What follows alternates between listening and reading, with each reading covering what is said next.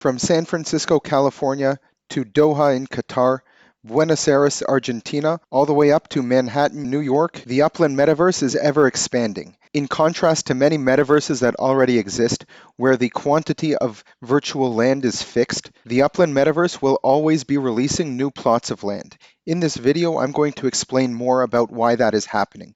Upland is looking to recreate the world in the metaverse.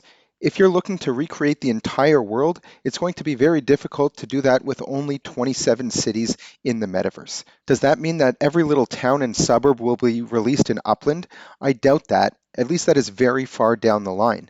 But in the near future, we can continue to expect to see lots of new cities, including major cities located all around the world, be released in the metaverse. It's March 2023, and recently Upland has started selling cars in the metaverse as well. The same thing with land we can expect to see with cars. With a limited number of cars that are currently being sold because it takes time to produce them, we can expect that more cars will be sold in the future. For the same reason, we can't expect to recreate the entire world in the metaverse with only a few hundred or thousand cars.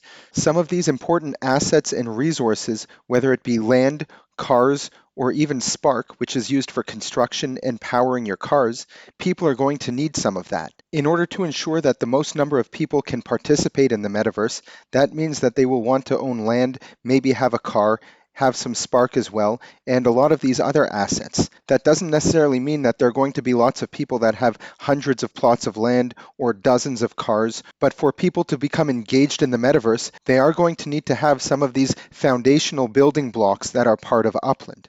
Now, if you want to learn more about getting started in Upland, whether it be learning about Spark, cars, or having a starting strategy, make sure to subscribe to our channel and check out the description below with links to our website and our other social media platforms. I've had a chance to take a look at some of these other metaverses like the Sandbox or Decentraland, and owning a plot of land in one of those metaverses is just out of the question for me.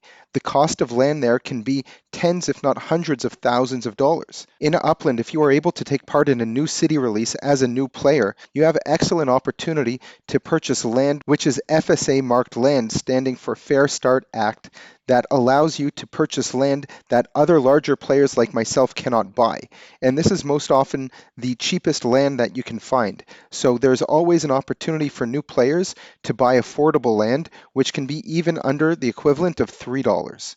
In metaverses like Decentraland and the Sandbox, the amount of land that was sold was already sold at the very beginning. So if you're a latecomer and you want to own a piece of land, it's going to cost you a pretty penny. In Upland, it doesn't matter when you start, there's always a new city that you can start building your empire there. Upland wants to make sure that this platform is accessible to the masses.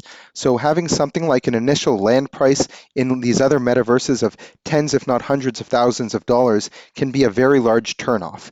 But seeing that you can buy land for under $3 as a new player, and even as an experienced player, you can also find land around $3, ranging up to thousands of dollars. There really is something for everyone in Upland, regardless of when you enter the metaverse. So now is not too late. Upland's slogan is Play, Earn, Connect. By continuing to release new cities and new land, it gives new players a new opportunity to connect to each other. There are groups of players who coordinate purchasing land in specific neighborhoods or regions in order to create a community in that specific area. We know that in the future, certain neighborhoods or nodes that excel in neighborhood development and economic activity will be rewarded by receiving additional boosted earnings. To achieve this, it's very important for these neighborhoods to be well coordinated and people working together as a community towards this goal. There are many existing nodes, like two of them that you can see here on the Upland Guide maps in Los Angeles. Here we have Morningside Park, and here we have Century City. Each node or neighborhood does have different goals and different objectives, and in order to be an active member, in many cases you do have to own a piece of land in that neighborhood. So for some of these older nodes and more established ones, it might be a little bit expensive for you to join depending on what you're looking for. But as I said, with new cities coming out, there's always new opportunities to get involved in a node. Check out the Upland Guide maps in the link above or in the description below to learn more about these different nodes and different meta ventures that exist in the metaverse.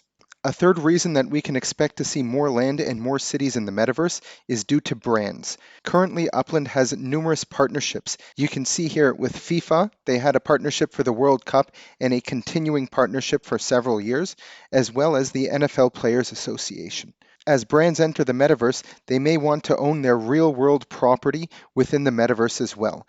And here we can see that another example of that is the Mangueira Samba School in Rio de Janeiro. Unlike metaverses like the Sandbox and Decentraland, Upland is a metaverse that is mapped to the real world. So creating a digital twin of your real world property is something that can be very important when a brand is looking to come into a metaverse. So one of the factors that went into opening up Rio de Janeiro as a city in Upland was this partnership with the Mangueira Samba School. As Upland creates many partnerships all around the world, whether it be with FC Porto or the Argentinian Football Association and many others, we can expect these cities to be opening up. It would make sense that brands like the Mangueira Samba School, who engage people in the real world, also want to extend that and bring them into a metaverse where they can create different types of experiences for their already existing customers and fans. These types of partnerships will also bring in players into the metaverse, and they might not be interested